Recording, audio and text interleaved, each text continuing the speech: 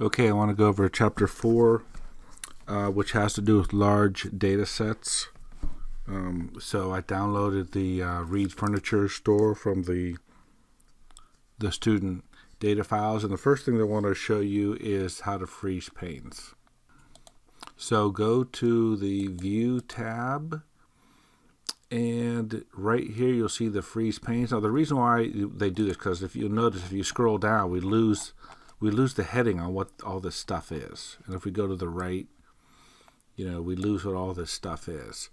So if we freeze panes, we could do something like freeze the top row. Of course, that doesn't do as much good. Freeze the first column. So when we scroll right, see how that first column. But what I actually end up doing is I want to freeze, say you want to freeze the first column and this row here. So if you, I know it seems strange, but if you put your mouse right here, the stuff around it can get frozen. Now let me show you what I mean. So I'm clicking here on B6, and I'll freeze panes, and I hit freeze pane. Okay, so now can you see those little lines right there? I don't know if you can see that. Now it freezes right there and across. Now if we want to unfreeze, we can do that. Now if I want to just freeze like this top row, I can do that. See how that is? So it's so much nicer to read the large spreadsheet if you can freeze the panes. Okay, so the next thing, again, I'm on, let's see, what page am I on? 497, but we've done that part already. So I'm looking on 498 just to be able to display page breaks. You could, I don't know if you've noticed, but down here there's all these different ways to view. Like this is the page layout. This is if you were to print it, what it would look like. This view here shows you where your page breaks are. You can see this would be page 1, page 2, etc. Okay, so different, and then this takes you back to normal view. By the way, I had to undo the freeze panes to do that. Okay, if you want to force a page break, you can go to the page layout tab, put your cursor wherever you want the page break to be. Not that you'd ever want it right there, but we'll just put it there for now, and then insert a page break. Okay, and then if you go to the page break view, you can take this page break and drag it down to wherever you want. So you can force a page break anywhere you want. They want a page break after row 88, which was way down here. So I'm just keep dragging this thing down. So what I ended up doing was scrolling down to 88 here. I put my cursor right here, and I'm going to hit break, insert page break, and it puts it right on that 88. So I'm looking, they want it between 80 and 89, so I'm going to drag it right there. And the reason why, I think something changes here. I'm not quite sure what it was. But so you can put a page break wherever you want to. I'm going to go back to normal view here. Another thing you may want to do is print an odd area. So I'm looking on 499, and notice they want to show how to print this little area right here. So what you can do is select whatever you want. We'll select whatever group of cells you want, print area, set print area. So notice now when I go to print, it just prints that little area that we selected. So sometimes you may want to do that. Okay, and then you may want to clear print area too. Okay, so now after you clear it and you go to print, everything's there. Okay. Okay, and if you are going to print out, sometimes you want to repeat the titles. So what you can do is you can select the print titles button here. I'm on the page layout tab, print titles, and then I'm going to leave the print area blank. And then here's the thing, rows to repeat at the top. Hit this little button here to select which row you want, and I want this. And that's all I'm going to leave. I don't want anything repeated on the left. And then just hit print preview. Now it's going to be hard to see this, but you can see that the titles are there. When I scroll down to another page, those titles are still there. I wish I could somehow zoom it, but if you were to print, the titles would be there on the top of every page. Versus if I get rid of this and do print preview, you see up there's no titles on the top of that. So that's something you may want to consider if you're printing your Excel sheets out. Okay, so Excel has the concept of a table, which I actually don't use this too often, but it can be useful. So the way you do this is click anywhere inside the spreadsheet, go to Insert, and then here's the table right here. Okay, and what comes up is it's going to default what it thinks its best guess is to where you want your table, and it says my table has headers, which it does. Notice how it left out all the frivolous stuff up here. Then you hit OK. So what this does, for one thing, it formats it a bit, and then it gives each column heading a way to filter stuff. Like if I wanted to just show whatever KRM is, I would see it would just show the KRM data. All right, and you can see that this has been filtered here. Okay, so I'm going to go back to the way it was and select all. They mentioned you can rename the table, that they just make a default name up here. They wanted to call it totals. That really doesn't do much, but if you can have several different tables, so if that's the case, then you could click on this and choose it. Plus, you can use that name in formulas if you want to. I don't think we go through that here in this chapter, but it is something you could do. The next step, they have you to show how you can delete stuff. So I went to the click anywhere inside your table, and they want to delete this operator column. So you click anywhere in that column, go to delete, and notice how also we have the word table here, so you can delete table columns if you want. And then it gets rid of that column. So they want you to add some a couple columns here. They want the amount. No, they don't want amount. They want down payment and owed. So right here, I'm going to type in down payment.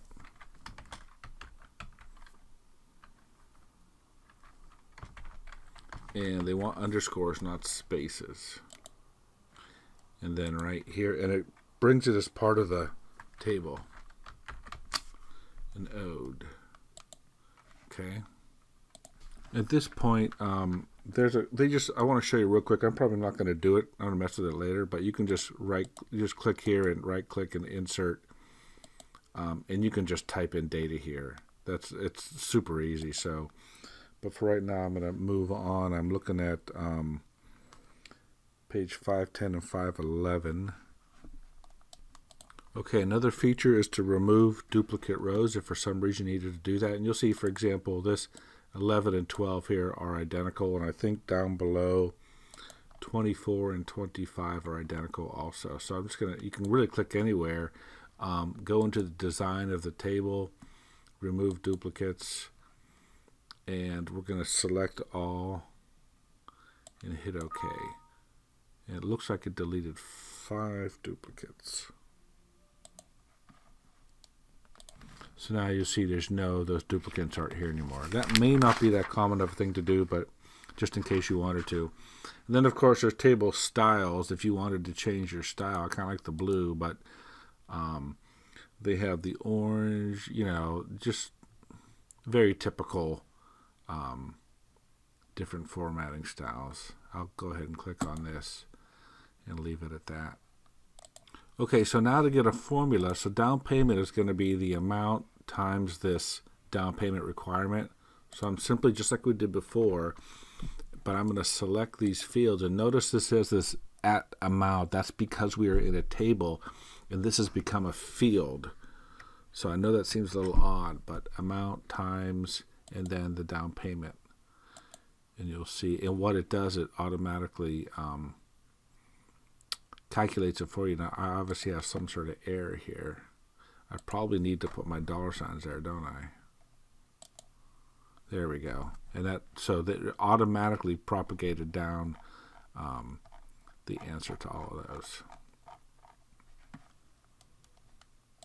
So the owed formula is going to be the amount minus the down payment. So the amount minus the down payment. And then hit the check. And again, these are just fields here. And because it's a table, it automatically filled it all out for us.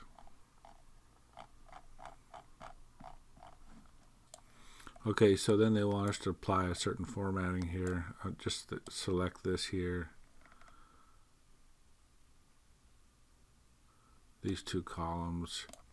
And then they want, go to the Home tab, and they want this comma style, just to insert the commas with the values. I don't know if they want the decimals. Oh, they do. I see the decimals are there, so they do want the decimals. And if you want to sort on just one field, I'm looking here on 522, they want to sort on the salesperson's last name. That's easy. Sort A to Z. So now you can see this entire table is sorted by the salesman's last name. Okay, that's just one. If you want to sort on multiple things, then you would need to, let me undo the sort. Well, I'll just cancel that. You would need to go to the table tools, design, and then there's going to be a sort feature here. Okay, actually we go to the data tab over here. And then here's the sort feature right here. So I'm looking on, again, 523.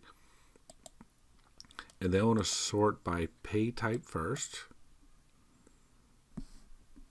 A to Z. And then I want to, and then of everywhere where the pay types are equal, they want to sort by trans type. So everywhere the pays are equal, you sort by trans type. And then all those are equal, they want to sort by the amount. And they want largest to smallest here. So you'll see it changed everything. We sorted by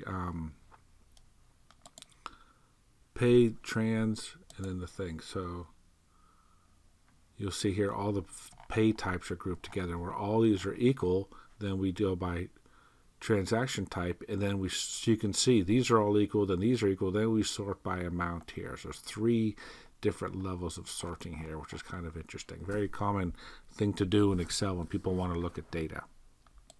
Okay, so we want to, I'm going back to the sort again, and here's what we have with the 3. They want to try to do a custom. Oh, I don't want that there, actually. Okay, I just closed it and reopened this back up again. So I want to go down here, add a level. Not sure why it's putting it there. I see. I needed to be clicked here. Then add a level, puts it below, and we're going to want a custom one here by, it says department, sort on values, and here a custom list. Now my custom list is going to be, I'm reading on the top of page 524, dining room, comma, living room. We're really getting into some obscureness now. Bedroom, and then appliances. So I'm a bad speller, so you have to make sure you spell correctly. So what this does is when all of these are equal, it'll then sort, put the dining room first, the living room. So instead of like alphabetize or number largest to smallest, it'll put the dining room on top, then anything with the living room, and then the bedroom, and then appliances. So it's kind of hard to see that here.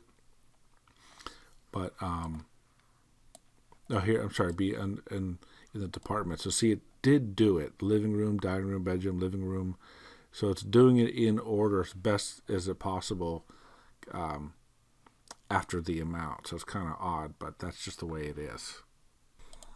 So text filters, again, we kind of looked at this. If you wanted to look at just like I don't know, dining room stuff. So deselect all, click dining room, and you'll see this is just the dining room stuff. So that's all there is to that. Then you can clear by selecting all, show everything. That's pretty self-explanatory. If you wanted to do a numeric filter, you could do larger to small. You can deselect. You could select a certain. Now this is giving you the values here. You could do something like that. I'm gonna clear this real quick.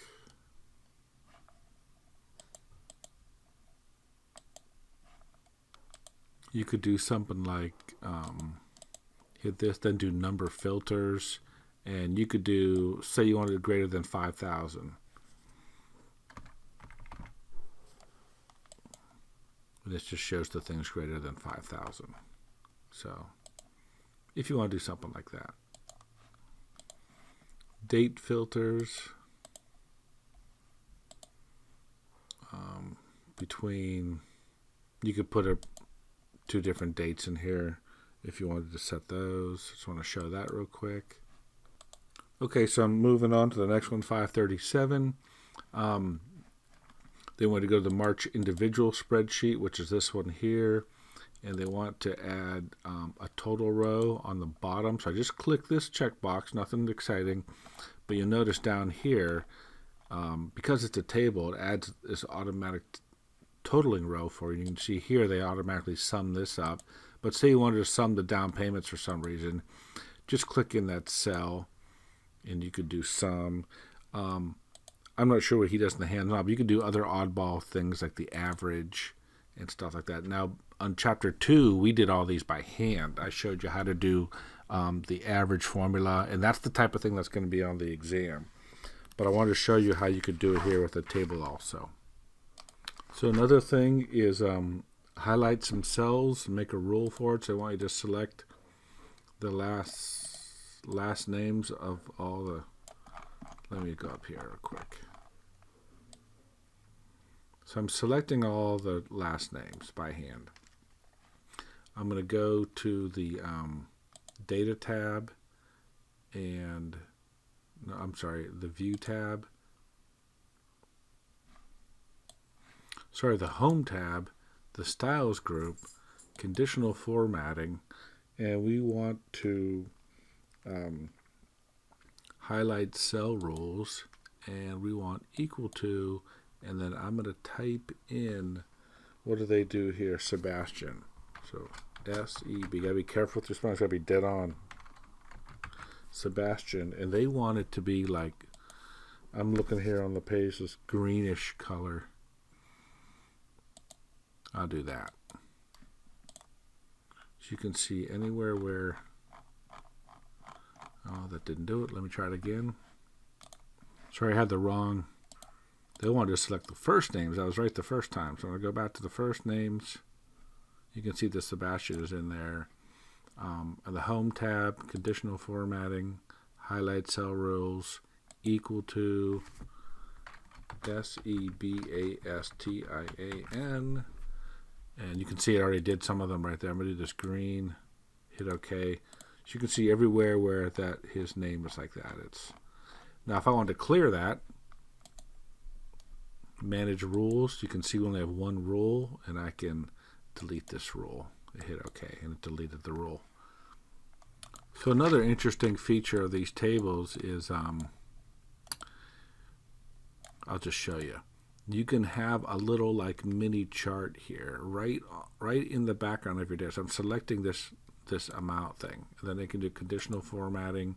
You can do data bars. So something like this. So you can see this kind of compares to all the other pieces of data in this column. You can see, for example, this 17.5 compared to all the other data in this column, this is really high. This 1200 is really low. Okay, you can kind of see at a quick glance, like say you had thousands of records, you can see how this particular record compares to the rest of the records in that row. It's kind of interesting. Okay, another nice little feature is we can do conditional formatting. So we're going to do it on the furniture column here. So select all the furniture. conditional formatting. Now here I'm going to go just right to new rule, and I'm going to do, there's all kinds of format only cells that contain certain things. I'm going to use a formula. This is as complicated as it gets in conditional formatting. Now I'm looking on page 541. I know this seems strange, but that's an and. So both of these things have to be true in order to do the formatting. So C6 must contain the word Sebastian in quotes, so it doesn't think it's a variable, and K6 must be greater than 5,000. And then close the parenthesis. And then there's no, I need to set some formatting, so I'm just going to make something up here. I want the text to be bold, and I want the fill to be maybe this light blue color, or whatever that is, and hit OK. And then hit OK. And you can see where the first name is Sebastian, and I think it was the amount was over 5,000. It does that conditional formatting right there. And that's it for chapter 4. So I know I kind of went over that kind of quick. I'm not going to have a lot of this stuff on the exam. I might ask you a simple conditional formatting. I'm not sure if I'm going to. Remember, we just go to the conditional formatting, highlight cells rule. Like, for example, I might have select the down payment. I'm just going to make something up here. Conditional formatting. Highlight cell rules that are greater than, I'll put here, we'll say 3,000. And if that's true, maybe you want a red border. So it looks something like that. Okay, something simple like that. But that's about it, and that's actually totally it for Excel. Again, students find this to be the most difficult part, some students, but it's really could be the most useful thing in this course. And when you've graduated and you're out at work, it could be it separates you from other people because you know how to use Excel very well. So please spend a lot of time on the Excel chapter.